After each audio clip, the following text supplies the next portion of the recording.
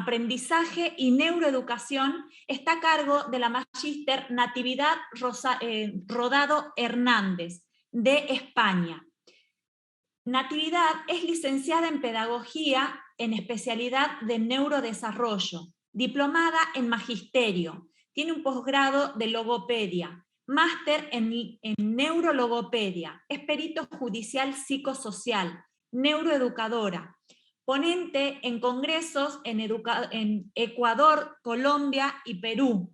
Desarrolló diversas charlas en Honduras, en España, sobre neuroeducación y es terapeuta y desarrolla asesoramientos familiares. De esta manera, damos la bienvenida a la maestra Natividad y la invitamos a abrir su cámara y su micrófono para empezar su ponencia. Adelante, maestra, por favor.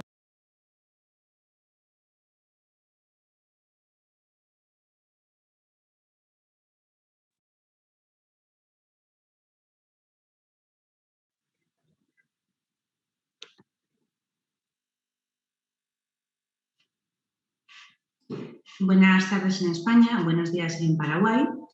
Muchas gracias, Luciana, por darme una entrada tan bonita. Soy Natividad Rodado, neuropedagoga española, y bueno, soy la primera ponente, he tenido la suerte de ser la primera ponente en este congreso.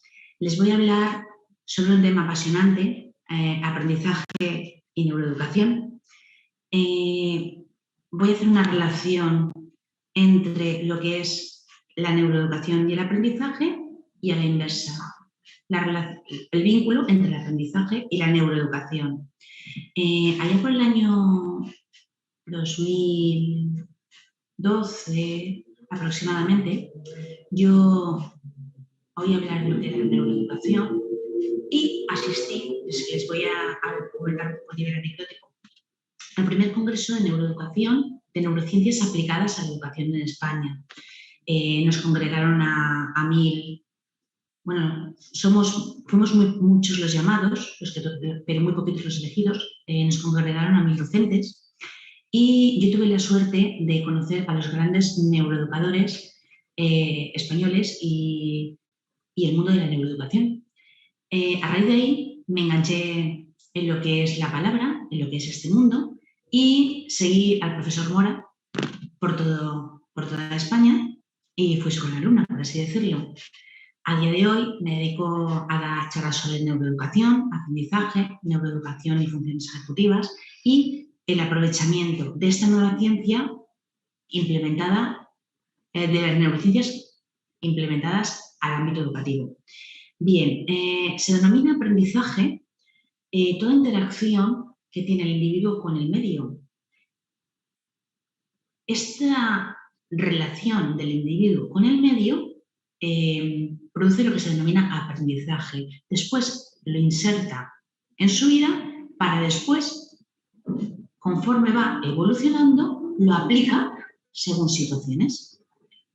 El aprendizaje, esta forma de aprendizaje lo avala, o esta definición de aprendizaje lo avala la psicología, la neuropsicología, la biología e incluso la pedagogía.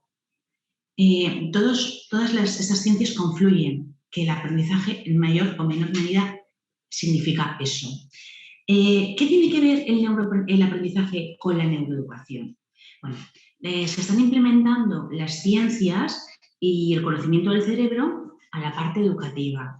Lo que es la neuroeducación es la ciencia que optimiza el proceso de enseñanza-aprendizaje. ¿Y dónde se tiene su puntal, por así decirlo, o dónde tiene su foco? En el cerebro. Es decir, existen muchísimas tomografías cerebrales, muchísimo avance sobre lo que es el cerebro y las áreas cerebrales que nos dan las funciones más importantes para el aprendizaje. Vamos a ver. Los factores genéticos y ambientales del aprendizaje nos derivan en cómo conocer el cerebro para mejorar este aprendizaje. A ver, la eclosión de las neurociencias en los últimos 20 años se puede decir que es la fuente en la que bebemos los neuroeducadores. ¿Qué aporta la neuroeducación? Bien, es el conocimiento del cerebro, vuelvo a repetir, es el conocimiento del cerebro y con la cual cosa que conociendo el cerebro y conociendo sus partes podemos dar mucha explicación de la conducta de nuestros alumnos. ¿Qué quiere decir esto? Miren, en las clases, en las aulas, yo voy a hacer esto básicamente se puede decir, tengo diapositivas porque preparo muchas diapositivas en congresos, pero hoy, como soy la primera, voy a informarles realmente sobre pinceladas muy sencillas de lo que es neuroeducación, de la relación que tiene con el aprendizaje, de la relación que tiene con otro tipo de disciplinas asociadas también a la educación y para que ustedes tengan un brainstorming, que se dice en inglés, un torbellino de ideas, pero unas ideas claras, precisas, sencillas, para cuando salgan de mi conferencia piensen neuroeducación, aprendizaje, qué relación tienen, vamos a ampliar conocimientos, vamos a ver el porqué, qué materiales, qué estrategias, porque es un mundo apasionante. Miren, la neuroeducación optimiza el proceso de enseñanza-aprendizaje, pero desde el cerebro. Es decir, nosotros debemos conocer el neuroeducador, la figura del neuroeducador debe conocer, tener digamos, una base científica para después poder identificar los diferentes problemas que nos encontramos en las aulas y así remitir al profesional adecuado a nuestros alumnos. Miren, hoy en día en las aulas el docente, las aulas se caracterizan, bueno, por esta pandemia no, las aulas han sido los hogares, pero en un aula normal, normotípica, se puede decir que población, mejor dicho, en una aula diversa, población normotípica se puede encontrar un 70%, es decir, de 20 alumnos, el porcentaje, 10 funcionan, son atípicamente neuronales, 5 tienen un rendimiento académico más lento y los otros 5 restantes tienen dificultades de aprendizaje. De la neuroeducación dentro del aula, la importancia también del neuroeducador y la importancia de la cultura neuro dentro del proceso de las neurociencias implementadas dentro de la educación, del proceso de enseñanza-aprendizaje. Miren, vuelvo a retomar y a explicar que dentro de un aula nos encontramos una neurodiversidad. Las aulas son diversificadas, es decir, estaba poniendo el ejemplo que podemos encontrar unos 20 niños, de estos 20 niños en un aula, que son pocos, pero bueno, por explicar, de estos 20 alumnos, 10 pueden tener un rendimiento académico absolutamente normal, son niños denominados típicamente neuronales, con una normalidad. 5 pueden ir un poquito más lentos por sus características personales, pero los otros 5 restantes nos encontramos niños atípicamente neuronales, es decir, no típica, atípicamente neuronales. Es decir, que su arquitectura cerebral es completamente diferente y pueden estar afectados por una condición. Por tanto, el neuroeducador debe estar instruccionalizado con la ciencia, es decir, debe saber de las condiciones que se pueden encontrar en aula para poder después abordar las estrategias de trabajo con estos alumnos o derivarlos al profesional correspondiente, el cual trabaja la intervención. Por ejemplo, el caso de aquí de España. Miren, yo doy auténticas charlas, intento lo que se suele decir neuroevangelizar a mis docentes, a todos los docentes los cuales les hago las conferencias y remarco y recalco la importancia de la neuroeducación. Si los docentes aprendemos tenemos un conocimiento científico sobre el cerebro y sobre aquello que nos podemos encontrar, podemos optimizar el aprendizaje de una forma exponencial, es decir, lo podemos optimizar muchísimo más, porque comprendiendo, entendiendo, podemos entrar en la emoción. Y con la emoción, que es lo que estábamos anteriormente planteando en la inauguración, se puede trabajar muy bien con los alumnos. A ver, existen muchas ciencias en las cuales, o disciplinas neurocientíficas que se relacionan con el contexto educativo, pero la neuroeducación es la que más engloba la fusión de neurociencia y educación. Y optimiza, vuelvo a repetir, para que ustedes tengan claro, el procedimiento enseñanza-aprendizaje. Se habla mucho de neurodidáctica, que no es lo mismo que neuroeducación, porque la neurodidáctica coge cosas de la psicología. Se habla mucho de la neuropsicología, y la neuropsicología lo que trata es de detectar los problemas que existen en el neurodesarrollo, detección, mediante diagnosis, no mediante neuroeducación. Existen muchísimo engranaje y muchísimos conceptos que realmente son muchos, pero que no todos se meten dentro del mismo saco de la neuroeducación, pero no todo es neuroeducación. ¿Qué más les puedo contar? La neuroeducación, ya hemos dicho que trata de optimizar, mejorar la enseñanza y el aprendizaje, pero de una manera intuitiva, ¿no? Los profesores siempre utilizan determinadas técnicas de enseñanza y la neurociencia ha demostrado que no son eficaces. No son eficaces. Por eso, hasta el momento, lo que se necesitaba es una confirmación científica. Miren, dos alumnos con la misma edad cronológica no disponen jamás, además, no disponen incluso innecesariamente de una idéntica madurez neuropsicológica, es decir, ni tienen los mismos puntos fuertes, ni los mismos puntos débiles, ni tan siquiera su perfil cognitivo. Y si nosotros conocemos la idiosincrasia cerebral de cada uno de nuestros alumnos, podremos adaptarnos de un modo más flexible. ¿A qué? A sus necesidades, y se pueden realizar adaptaciones curriculares desde el cerebro. Miren, todos los niños, ya he dicho que existen en las aulas la neurodiversidad, tienen un cerebro único, pero estos niños atípicamente neuronales, con un cerebro especial,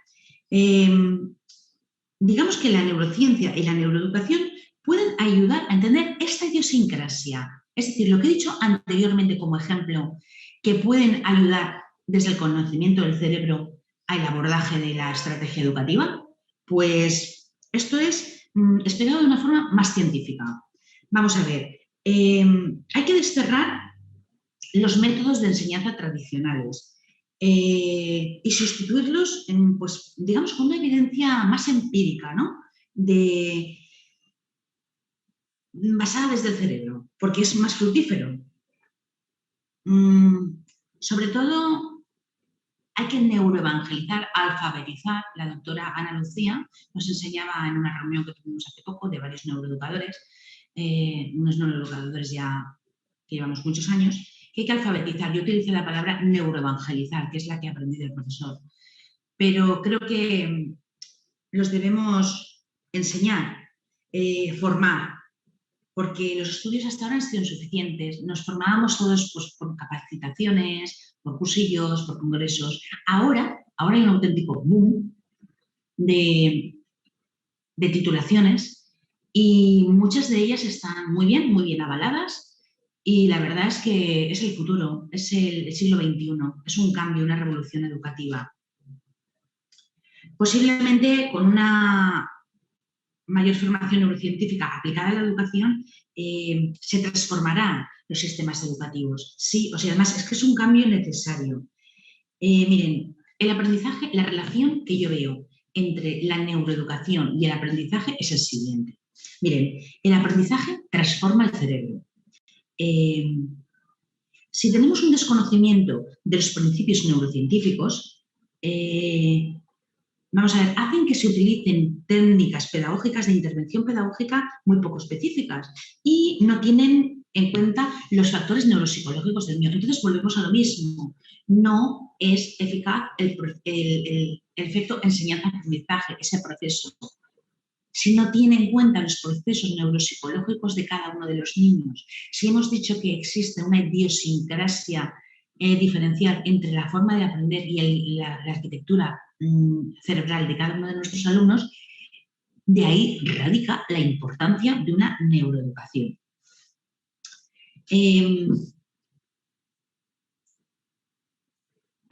Existen, hasta se habla muchísimo, sobre los mitos, ¿no? Miren, los mitos son, los neuromitos son muy famosos, están muy nombrados, pero yo se los voy a recordar, para que ustedes busquen, amplíen y bueno, vean que son reales, los pueden ver en su práctica educativa, que realmente son erróneos. Miren, uno de ellos a mí me gusta mucho porque dice, solamente se utiliza el 10% de la inteligencia o de la capacidad de nuestro cerebro. No, señoras y señores, la inteligencia es multifactorial. Multifactorial, es decir, depende del cerebro, depende del sistema nervioso central, del central parasimpático, del sistema nervioso simpático. O sea, vamos a ver, la inteligencia no es unifactorial, o sea, el sistema límbico, el lóbulo frontal, el lóbulo parietal, la memorización, o sea, tenemos un conjunto de redes y de conexiones. ¿Qué es lo que hace? Que el cerebro y nuestra capacidad de cerebro y nuestra inteligencia sea multifactorial, ¿no? Otra cosa que también me comentan muchos docentes, que es errónea, es la siguiente. Nosotros encontramos en la realidad, en la práctica educativa, que muchos niños con inmadurez neurobiológica terminan madurando tarde o temprano. Eso es lo que se les suele decir a los papás. No, no es cierto. Quien tenga una inmadurez neurobiológica o tenga un retardo neuromadurativo desde la infancia, terminaría alcanzando unos objetivos madurativos si se le trabaja de una forma desde el cerebro. Es decir, conociendo su ámbito, conociendo su capacidad, conociendo lo que él puede aportar, conociendo, es decir, apuntalando sus potencialidades, ayudando en sus potencias, en lo positivo, haciendo puente para sacar lo mejor de ellos. No sé, volvemos a lo mismo, la inteligencia no es unifactorial. Vamos a ver, afirmando que las capacidades mentales no forman parte de una sola habilidad, sino que son el resultado de, pues eso, muchísimas capacidades, pues bueno, en paralelo. Me van a permitir, porque voy mirando a la derecha que tengo el ordenador y aquí a la izquierda que tengo alguna guía para ir, porque es una hora, es muchísimo contenido y para tener más o menos claro por dónde voy explicándoles. A ver, continúo.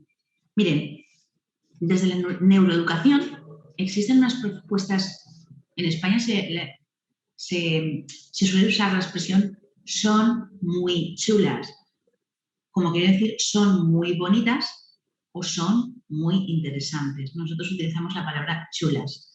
Entonces, hay unas propuestas para mejorar la enseñanza desde la neuroeducación que son realmente interesantes. Aquí en España, en este congreso que les comenté anteriormente, ya se han llevado adelante estas propuestas de la neuroeducación. Es el denominado método Herbal, el método Herbal de doctor Tomás, en el cual creo que está implementado en Madrid en más de 5.000 colegios. 5.000 colegios, o no sé si era 5.000 colegios o 5.000 alumnos de de 30 colegios. No, realmente la baremación no, porque hace muchos años que sigo estas estrategias y vamos, concretamente la cantidad de alumnos no sé lo que era, pero que estaban aplicados. Y son muy, muy favorecedoras para el ámbito diario en aulas, para el ámbito y para el trabajo. Miren, una de ellas de las que hablaban era limitar la duración en cada clase. Vamos a ver, la duración de las sesiones en colegios públicos son sobre 50 minutos y, bueno, el doctor Tomás lo que proponía y lo que están implementando en otros colegios es reducirlas a 40 minutos. Otra cosa muy interesante es el diseño de la neuroarquitectura. Yo, por ejemplo, yo soy terapeuta, ya lo hemos dicho anteriormente, y la neuroarquitectura creo que es muy importante, es decir, diseñar las aulas con arreglo a los alumnos, lo que se necesite. Por ejemplo, no sé, un aula puede estar dispuesta en forma de U y el educador, el profesor o el docente en el centro, ¿no? Entonces tienes a los alumnos en forma de U. Yo aquí en mi sala de trabajo lo que tengo todo es móvil, es decir, si tengo un niño con una dificultad motora, pues retiro y utilizamos un tipo de material. Si tengo un niño sordo, pues trabajamos la audición con otro tipo de material. O sea, son aulas móviles con una neuroarquitectura, es decir, diseñadas para el tipo de alumnado que tenemos concretamente. Se pueden incorporar, por ejemplo, tecnologías activas, no sé, aulas con paneles, con pizarras de estas digitales.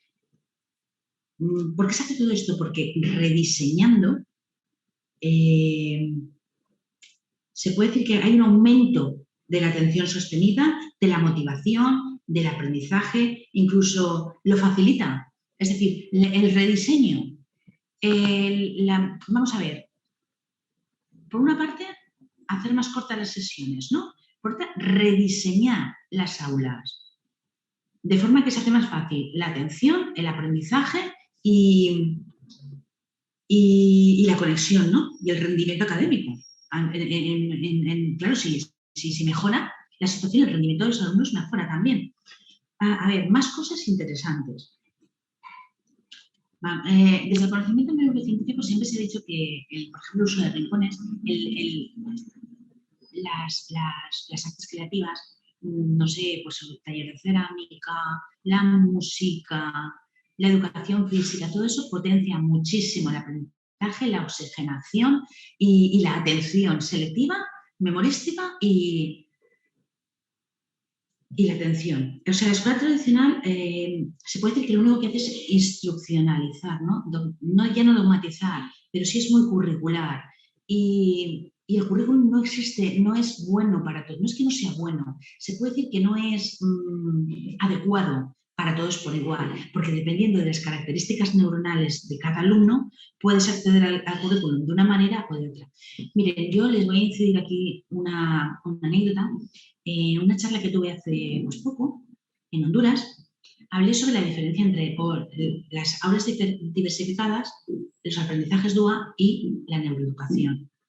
Todas tenían base neuroeducativa, pero para mí la neuroeducación tal cual es la que tenía una amplitud de miras más completas para insertar dentro de los colegios, dentro de lo que se dice la enseñanza, ¿no?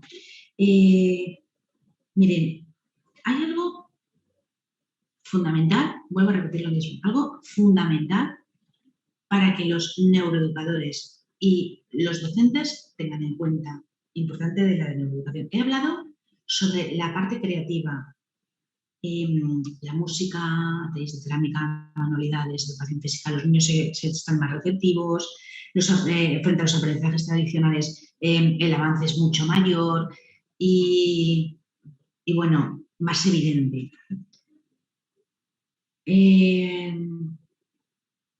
Los aprendizajes, cuanto más activos, más creativos, digamos que la conexión interhemisférica de nuestros alumnos es mayor y facilita el aprendizaje y el rendimiento es más evidente. Miren, hay una cosa que yo siempre les digo a mis docentes. Fíjense cómo aprenden sus alumnos. Y me dicen, ¿qué significa, maestra? Y yo digo, miren, fíjense qué canales neuromadurativos tienen sus alumnos. Tenemos alumnos que aprenden más por los... todo eso se reduce a aprender por los sentidos. Es decir, unos aprenden por el tacto, otros aprenden por los sonidos, otros aprenden por la vista, otros aprenden por el gusto. Y existen un sentido más que es la propiocepción, que es como tú conoces tu cuerpo y el de los demás, ¿no? Todo esto es base neuroeducativa, es decir, el niño aprende por muchos canales y cada uno tiene uno más desarrollados que otros. Entonces, esa es la diferencia entre el aprendizaje dogmático instruccionalizado curricular que hemos tenido hasta ahora con el nuevo aprendizaje y el nuevo conocimiento del cerebro, lo que nos aporta. Es para que ustedes vean las pedagogías tradicionales y las actuales que nosotros fomentamos desde la neuroeducación para el siglo XXI, básicamente, para esta nueva era. Se puede decir que podemos usar muchísimas estrategias multisensoriales, ¿no? Para facilitar el aprendizaje. No sé, palpar letras, para que sea el aprendizaje más importante. Yo, por ejemplo, aquí en sesión, en terapia, hago un entrenamiento multisensorial y a mis docentes. En charlas también se lo enseño o intento, digamos, no la palabra enseñar, pero sí la palabra mostrar, sería más coherente. Por ejemplo, niños con dificultades de aprendizaje, palpar letras, escribir en tierra, en barro, en plastilina. Es un entrenamiento multisensorial. No sé, que repasen letras con el dedo. Es decir, el niño identifica, hablo de una condición concretamente de la dislexia, ¿no? Los niños identifican, por ejemplo, las letras y a partir de ahí, pues bueno, con sus canales diferentes, al sistema nervioso central y modula el cerebro. Miren, a modo de digamos, no sé cómo denominar esto, digamos a modo de anécdota, el cerebro es una víscera, ¿no? El porqué de la neuroeducación. Miren, yo les explico a mis docentes de la siguiente manera. El cerebro es una víscera, ¿no? Que tiene aproximadamente 1,4 kg de peso y que se modula o se modela conforme aprende. Tiene muchísimas redes y las redes conectan entre ellas. Ahora después les explicaré un poco, aunque tengo compañeros después, compañeros míos que van a hablar mucho más ampliamente sobre el cerebro, pero yo sí que les voy a dar unas pinceladitas básicas para que ustedes vean la relación entre el aprendizaje, porque ahora estoy hablando entre el aprendizaje y la neuroeducación, y después haré una breve y pequeña relación entre el aprendizaje, neuroeducación y el cerebro. Vuelvo a donde estaba. A ver, la utilización de estrategias multisensoriales para facilitar el aprendizaje. ¿De acuerdo? Miren, desde la neuroeducación se puede decir que se aprende desde dentro hacia afuera y desde fuera hacia adentro. El aprendizaje es nuestra interacción con el medio, ¿no? Y para eso el cerebro aprende de una forma multisensorial y por el sistema nervioso. Y él se modela o se modula. O sea, el cerebro se va moviendo, se puede decir, tras esas redes y tras ese aprendizaje. Nunca es igual el cerebro antes de un aprendizaje que después. De ahí la palabra neuroeducación. Aprendizaje desde el cerebro. Bueno, volviendo a las estrategias que la neuroeducación implementa en este proceso, me han quedado dos cositas, o tres diría yo, bastante interesantes a comentarles. Miren, yo recuerdo que el doctor Tomás, del método GETBAT, utilizaba la neuroarquitectura, es decir, el diseño de las aulas para una mejor atención y aprendizaje o proceso de aprendizaje de nuestros alumnos, también se utilizaba mucho el ejercicio físico, la reducción del tiempo de la sesión y añadía otra cosita más, el descanso, para consolidar este aprendizaje, el descanso entre sesión y sesión, y utilizaba pues botellitas de agua, los niños se hidrataban con el agua, hacían algún ejercicio físico, algo divertido, postural, pues tocar todos el hombro del compañero de delante, pues estirar los brazos en cruz. O sea, se aprovechaba pues, para que descansaran, se estimularan para la próxima sesión. Miren, es importante desde la neuroeducación estimular el lenguaje cooperativo, es decir, tenemos que educar para, dentro de la neurodiversidad, el aprendizaje divergente, es decir, tenemos... Yo doy unas charlas sobre lo que se denomina aula diversificada, en la cual dentro de las aulas es de Estados Unidos, la autora Carla Al Tomlinson, en las cuales hablan, pues eso, la dificultad que nos encontramos, tanto a nivel socioemocional, sociocultural, neuroeducativo de las aulas, y la necesidad de potenciar un aprendizaje cooperativo y un aprendizaje en equipo. ¿Por qué defendemos esto desde la neuroeducación? Miren, cuando el aprendizaje es cooperativo y cuando el aprendizaje es en equipo, modifica también las estructuras neuronales, porque cada uno aprende de una manera. Y esto es lo que se denomina en latín un quid pro quo, es decir, un toma y dame. Tú aprendes de mí estas capacidades y yo aprendo de las tuyas. Los cerebros se sincronizan entre el aula, entre los niños del aula. Se sincronizan el trabajo colaborativo y el trabajo en equipo y llegan a conectar mentes con el docente. Es decir, no que conecta la mente de una forma como conectamos un ordenador, pero sí que suele ir todo en sincronía. Es sorprendente, pero real. ¿Qué sucede cuando hay un aprendizaje colaborativo y un aprendizaje en equipo? Vamos a ver, la actividad cerebral cambia, la de todos, la de los niños, la del docente, y surge una emoción. Una emoción. Sabemos que uno de los principios básicos de la neuroeducación es la emoción, es decir, la emocionabilidad. A ver, si lo hacemos de una forma, se lo explico de una forma científica, es que reactiva los circuitos atencionales parietales y frontales y resulta muy divertido para ellos este tipo de conexión. Pero para que sea más sencillo de explicar, se puede decir que se debe aplicar unas emociones positivas a la enseñanza. Asumiendo que se transforma el cerebro. Miren, John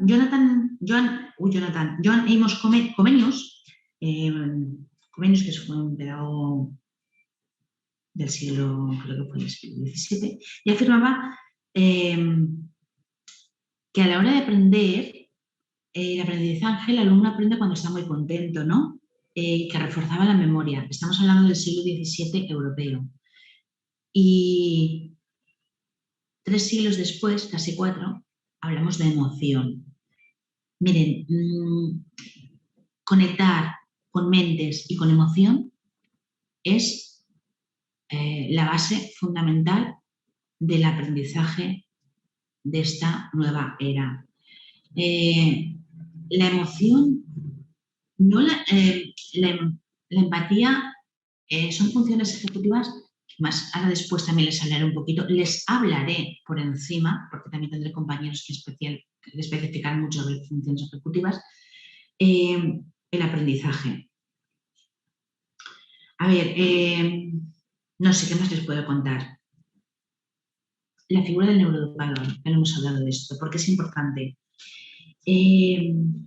Miren, hemos hablado del aprendizaje, de la neuroeducación y del cerebro que todavía no lo hemos abordado. ¿Por qué la importancia del neuroeducador? Dirán, ¿por qué? Claro. Existe un desfase grande entre la educación y las estrategias pedagógicas del siglo pasado y del anterior a las actuales. La pedagogía tradicional pues ya no tiene nada que ver con la neurociencia, que implementa nuevas metodologías pedagógicas y recursos, y claro, todo esto hace un acercamiento mutuo y una mejor comprensión de nuestra población infantil. Yo soy de la opinión que mientras la figura del neuroeducador no sea una realidad consolidada en nuestras escuelas, bueno, se pueden ir, creando escalones intermedios, ¿no? Que permitan, pues eso, seguir avanzando en la consolidación de la neuroeducación. Pero en este sentido, si los docentes no están, en los servicios de orientación no están neuroevangelizados, alfabetizados neurológicamente, o sea, neurológicamente no, de una forma neuronal, seguimos una escalera con peldaños de 3 en 3, digamos. Es fundamental. Yo creo y sigo pensando que el neuroeducador puede encargarse, ¿no?, aplicar programas de intervención cognitiva dentro del aula. Dentro del aula. Miren, la psicopedagogía es muy interesante. La neuropsicología, sin el neuropsicólogo, el neuroeducador no puede trabajar. Y el psicopedagogo es muy importante porque también detecta y también elabora. Pero dentro de las aulas, el día a día, si no existe una figura del neuroeducador, no se va a dar abasto para atender a niños con dificultades. No se va a dar abasto. Es decir, es aconsejable reforzar a los docentes con bases que están reforzados en el conocimiento de las bases neurocientíficas. Aprendizaje entre educadores. Es que existen problemas y encontraríamos una precocidad en la identificación de estos problemas. Es que nos ahorraríamos muchísima burocracia, por así decirlo. No sé, miren,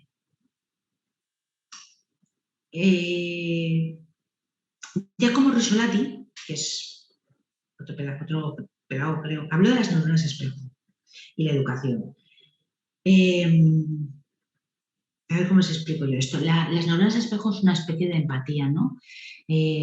O una forma de empatía, por así decirlo. Es la comprensión del de enfrente o comprender las actitudes o la forma de actuar, la forma de pensar del de enfrente. Sabemos que hay niños con dificultades que estas neuronas espejos pues no las tienen desarrolladas, ¿no?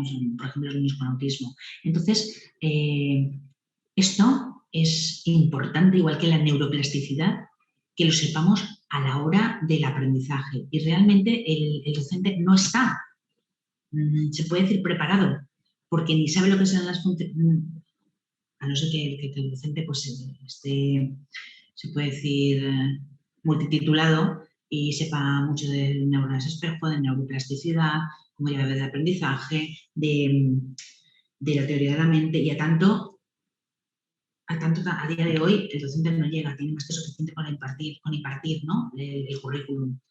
Y realmente es ahí donde radica la importancia de lo que tenemos que abordar y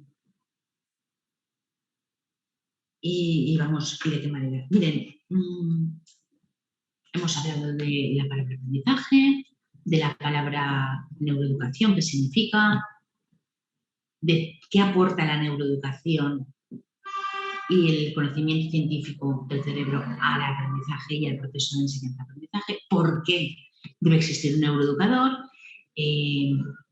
por qué se deben educar el profesorado o evangelizar o preparar el profesorado y los equipos de orientación sobre la neuroeducación, la diferencia entre neuropsicología, neuroeducación, neurodidáctica y otras palabras. Ahora hay un libro del profesor Mora, que habla sobre la cultura neuro. Y también existe otro libro del doctor David Bueno, Cerebroflexia, que habla muchísimo sobre educación y sobre por qué habla de la introducción del cerebro dentro del conocimiento del cerebro dentro de la educación. Miren, el cerebro es un centro logístico de inteligencia, ¿no? Y es una víscera, vuelvo a repetir, que tiene aproximadamente 1,4 kg de peso, se puede decir, estratificado por redes y por conexiones neuronales. Estas conexiones neuronales, el cerebro está lleno de fluidos, de líquidos y envuelto en tres envoltorios, por así decirlo, que es la dura madre, la pía madre y las aracnoides, ¿no? Pero dentro el cerebro está lleno de líquido, por así decirlo, y aquí existe el bulbo raquídeo, que es todo lo que lleva el sistema nervioso central. Se aprende de una forma externa por estímulos que llega a nuestro sistema nervioso, y todo eso lo lleva al cerebro. Y del cerebro se aprende también hacia afuera, porque los aprendizajes que hemos adquirido lo que hacemos es los implementamos. Miren, ¿por qué decimos que el cerebro es un centro logístico de aprendizaje y de inteligencia? Porque en él están ensambladas muchas redes, muchas conexiones neuronales, está lleno de neuronas, de haces nerviosos que conectan entre ellos, y esos fluidos y estas conexiones se pasan de un sitio a otro, unos neurotransmisores, y cuando se aprende, estas redes, estas conexiones, estos choques eléctricos y estos fluidos y estas transmisiones rapidísimas, porque es un cableado, estas transmisiones rapidísimas de información es lo que se denomina aprendizaje. Entonces, inicialmente les he explicado que el conocimiento de las tomografías cerebrales, es decir, los mapas del cerebro, se saben pues muchas de las condiciones donde existen las afectaciones. Entonces, si nosotros hacemos una conexión entre la afectación cerebral o la no afectación o el desarrollo de ese cerebro, luego veremos la conducta. Y entonces, haciendo una relación cerebro-conducta, podemos hacer un aprendizaje más o menos efectivo. Por eso utilizamos la palabra neuroeducación. Miren, en el cerebro, aparte de, digamos, lo morfológico, que lo he hablado de una forma a grandes rasgos, existen, bueno, ya he hablado de las cubiertas protectoras, de la sustancia gris, bueno, de las sustancias que tiene el cerebro, que es la sustancia gris, los axones, las neuronas. Todo esto lo especificará otra compañera mía que hablará sobre el cerebro y el aprendizaje de una forma más extensa, pero yo les dejo, como he dicho anteriormente, unas pinceladas. Miren, les quería comentar, es que se me olvidan cosas porque hay cosas muy interesantes y muy bonitas. Y sí, ya sé lo que les quería comentar, Vale. En el cerebro, aparte de estas redes, existen unas funciones, se llaman funciones ejecutivas. Miren, las funciones ejecutivas son, por así decirlo, la locomotora del aprendizaje. Tenemos unas funciones ejecutivas que son cognitivas y otras funciones ejecutivas que son emocionales. Las funciones ejecutivas cognitivas, pues es todo lo que lleva correspondiente a la toma de decisiones, la planificación, la planificación, la secuenciación, la acción, toma de decisiones, la memoria de trabajo. Todo esto son el conjunto de funciones que se dan tras las redes neuronales. ¿Qué sucede? Que si alguna de estas funciones ejecutivas que se suele dar en los lóbulos frontales, en los lóbulos parietales, miren, por ejemplo, les voy a ilustrar con lo siguiente. Aquí en el lóbulo frontal, la inactividad o la falta de química en ese lóbulo frontal, existe un problema en el TDAH.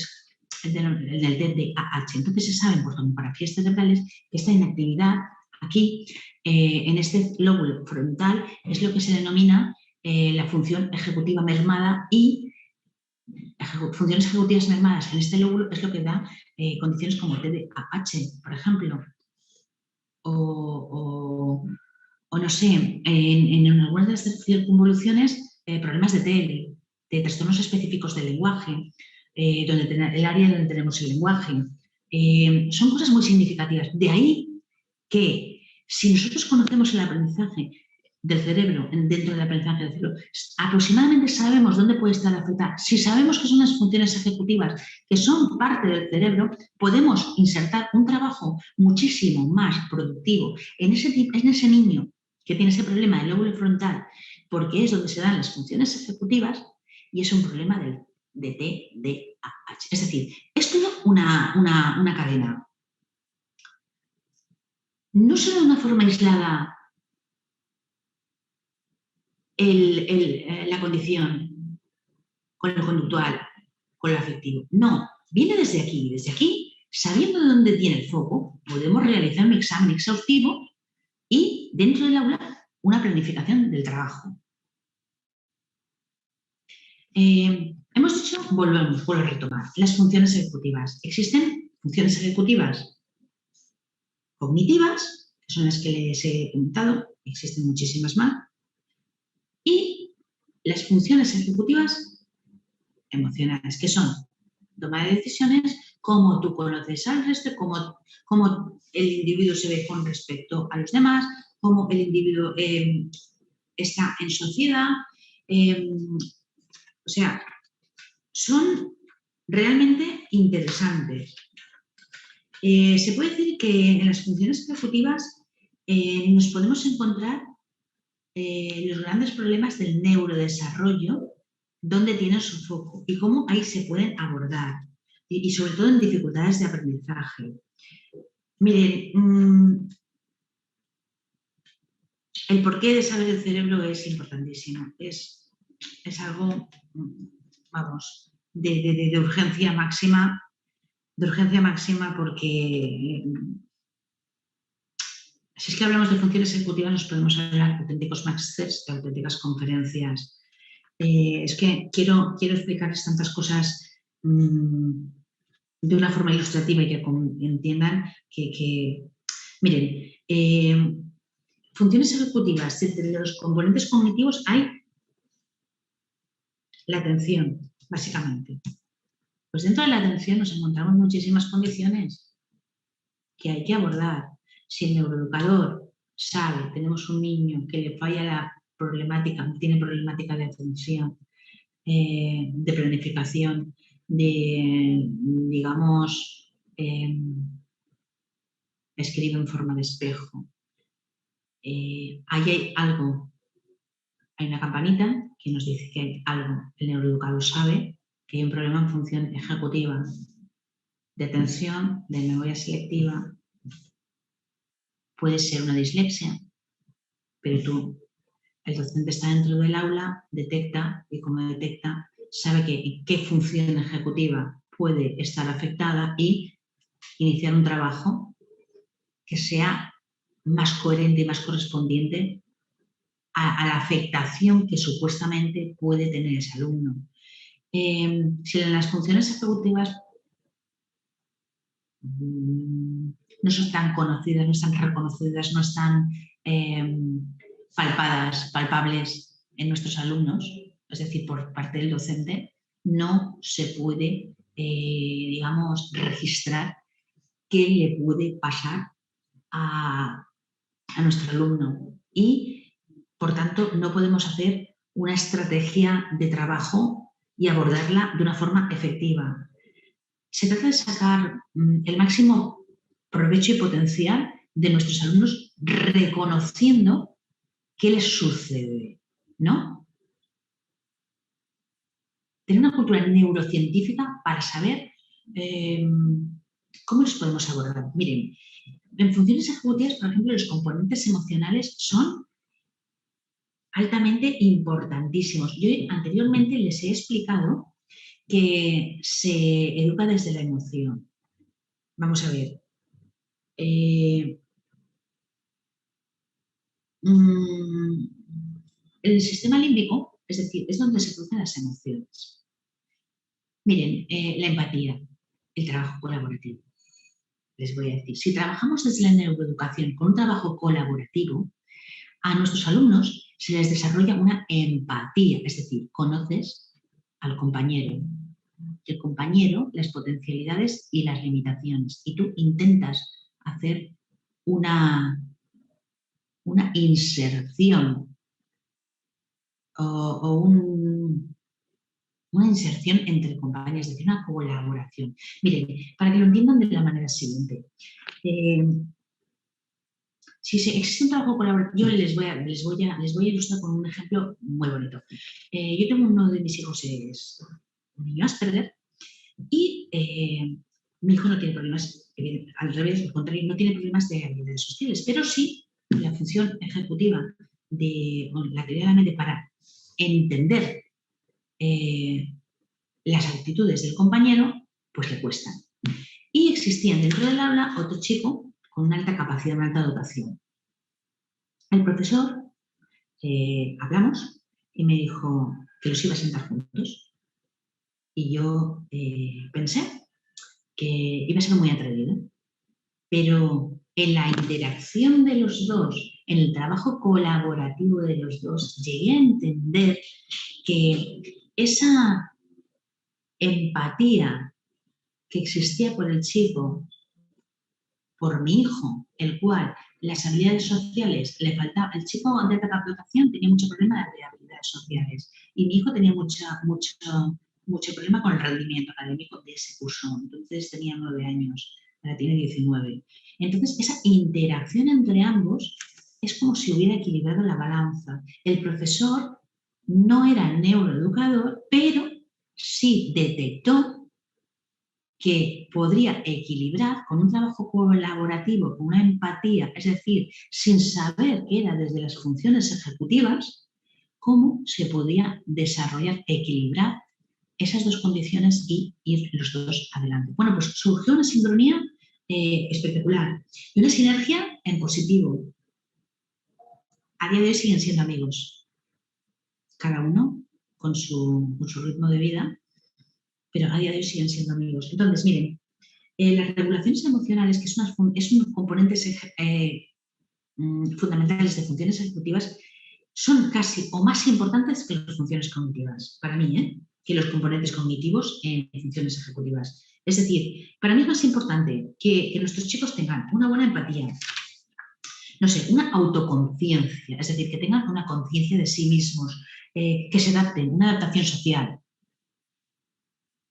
Y vamos, que tengan muchísimo más activado este sistema límbico, que se puede decir que los componentes cognitivos de las funciones ejecutivas. Vamos a ver, en funciones ejecutivas, si explicamos todas y cada una, estaríamos el congreso completo. Si explicamos de una forma muy amplia también los componentes emocionales en funciones ejecutivas, también sería algo muy amplio. Pero yo les quería hacer, pues eso, unas pinceladitas. Se me ha olvidado hablar sobre la neuroplasticidad, pero bueno, ahora como llave de aprendizaje. Pero ahora les hablaré un poco, porque también les va a gustar mucho este tema, la neuroplasticidad. Miren, la neuroplasticidad, ¿qué significa? El cerebro de los niños es plástico. Es decir, aprende, existen neuroplasticidad, es la llave del aprendizaje porque es la forma de modelar, es el modelaje. Hemos hablado de aprendizaje, hemos hablado de neuroeducación, hemos hablado del neuroeducador, hemos hablado de funciones ejecutivas y un poco del cerebro, para que ustedes vean toda la panorámica en general de la neuroeducación. Pero no hemos hablado del concepto de neuroplasticidad. Ya he dicho que la plasticidad es la capacidad que tiene el individuo de aprender. Los niños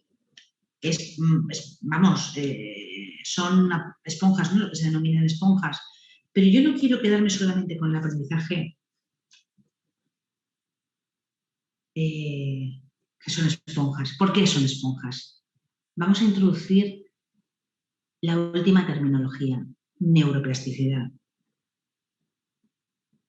Es, digamos, desde que un estímulo más débil puede llegar a surgir el aprendizaje más intenso en un individuo. A ver, los educadores debemos ser conscientes que el aprendizaje transforma el cerebro del niño, ¿no? Y fortalece esos circuitos neuronales, esas redes, se hacen más circuitos, más redes. Cuando el aprendizaje se ha consolidado, se producen modificaciones en esos circuitos, en esas conexiones y el cerebro se modela. Miren, se puede decir, a ver, ¿cómo les explico yo a ustedes que existen muchas neuroplasticidades? Yo la que más siempre hablo en mis docentes es la neuroplasticidad adquisitiva, es decir, se van adquiriendo aprendizajes y modifica todo, desde el sistema nervioso hasta el propio cerebro. Y el cerebro infantil, desde de ahí la importancia de la estimulación temprana y de saber el neuroeducador la importancia de la estimulación temprana y según en qué condiciones y en qué no condiciones. El niño desde muy pequeño tiene una facilidad increíble, decimos que es un cerebro como una esponja, ¿no? Que absorbe. Todas sus áreas, pues según la ley de la plasticidad o la regla de la plasticidad, existe una capacidad de aprendizaje de una forma exponencial y muy rápida. Eso es lo que se denomina la plasticidad adquisitiva o la neuroplasticidad adquisitiva.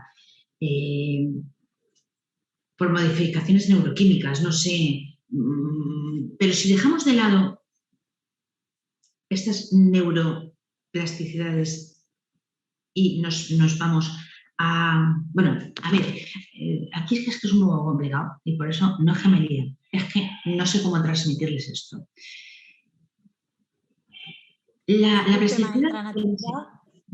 ¿Perdón? Ya estamos en tiempo, si podemos redondear porque ya estamos en tiempo. Sí, mira ya, dos formas de plasticidad, la adquisitiva y la que vas adquiriendo, y la que vas aprendiendo, ¿no? La neuroplasticidad o la plasticidad es una llave de aprendizaje súper importante que el neuroeducador tiene que tener en cuenta.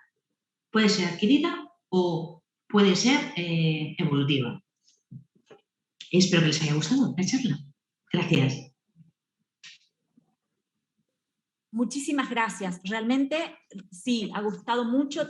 Tenemos algunos comentarios, aunque no preguntas, pero tenemos algunos comentarios en el chat que dice: gracias por tu enseñanza, muy interesante, saludos desde Argentina, saludos desde Yuti, Paraguay, muy buen enfoque, felicitaciones, y todos son comentarios positivos los que han dejado en el chat. Así que en nombre de la Asociación Educativa Global Paraguay, agradecemos por haber participado y dejado este grandioso aporte en nuestro congreso. Muchísimas gracias. Muchas gracias, Lucy. Nos vemos.